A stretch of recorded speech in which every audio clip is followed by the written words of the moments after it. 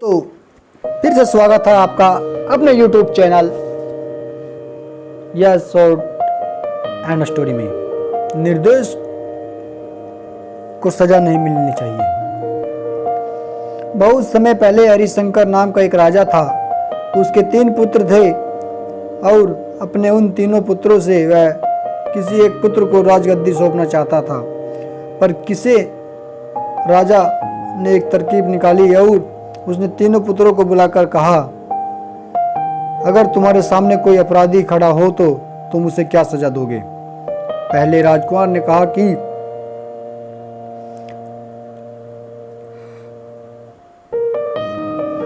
अपराधी को मौत की सजा दी जाए। तो दूसरे ने कहा कि अपराधी को काल कोठरी में बंद कर दिया जाए। तीसरे राजकुमार की बारी थी। उसने कहा कि पिताजी, सबसे पहले यह देख लिया जाए कि उसने गलती की भी है या नहीं।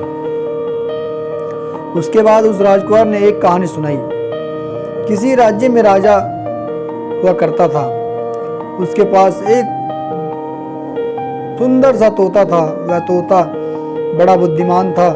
उसकी मीठी वाणी और बुद्धिमत्ता की वजह से राजा उससे बहुत खुश रहता था। एक दिन की बात है कि तोते ने राजा से कहा कि मैं अपने माता पिता के पास जाना चाहता हूँ। वह जाने के लिए राजा से विनती करने लगा।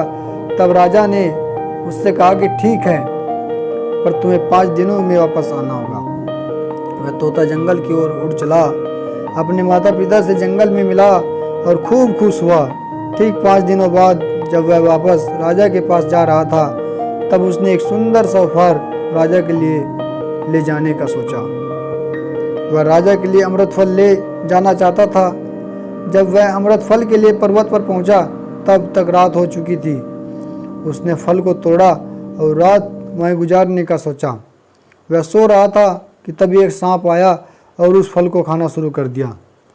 सांप के जहर से फल भी विषाक्त हो चुका था।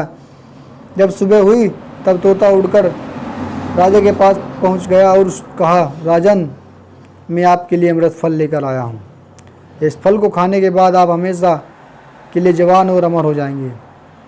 तभी मंत्री ने कहा कि महाराज, पहले देख लीजिए कि फल सही है कि नहीं। राजा ने बात मान ली और फल में से एक टुकड़ा कुत्ते को खिलाया। कुत्ता तड़प तड़प कर मर गया। राजा बहुत क्रोधित हुआ और अपनी तलवार से तोते का सर धड़ से अलग कर दिया। राजा ने यह फल बाहर फेंक दिया। कुछ समय बाद उसी जगह पर एक पेड़ उगा। राजा ने सख्त हिदायत दी कि कोई भी इस पेड़ का फल ना खाए, क्योंकि राजा को लगता था कि यह अमृत फल विषाक्त होते हैं और तोते ने यही फल खिलाकर उसे मारने की कोशिश की थी।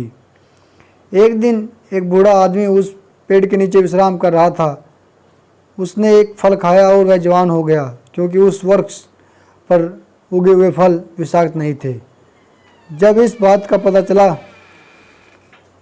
तो राजा को बहुत ही पछतावा हुआ। उसने अपनी करनी पर लज्जा हुई। तीसरे राजकुमार के मुख से यह कहानी सुनकर राजा बहुत ही खुश हुआ और तीसरे राजकुमार को ही सही उत्तराधिकारी समझते हुए उसे ही अपने राज्य का राजा चुना। शिक्षा। दोस्तों, किसी भी अपराधी को सज़ा देने से पहले यह देख लेना चाहिए कि उसकी गलती है भी या नहीं। कभी भूलवश आप किसी निर्दोष को तो सज़ा देने नहीं जा रहे हैं। निरपराध को कतई सज़ा नहीं मिलनी चाहिए। दोस्तों, आशा करता हूँ यह कहानी आपको पसंद आई होगी। आप हमारे चैनल को लाइक कीजिए, सब्सक्राइब कीजिए, शेयर कीजिए और अपने सुझाव कमेंट में ज़रूर लिखिए। धन्यवाद।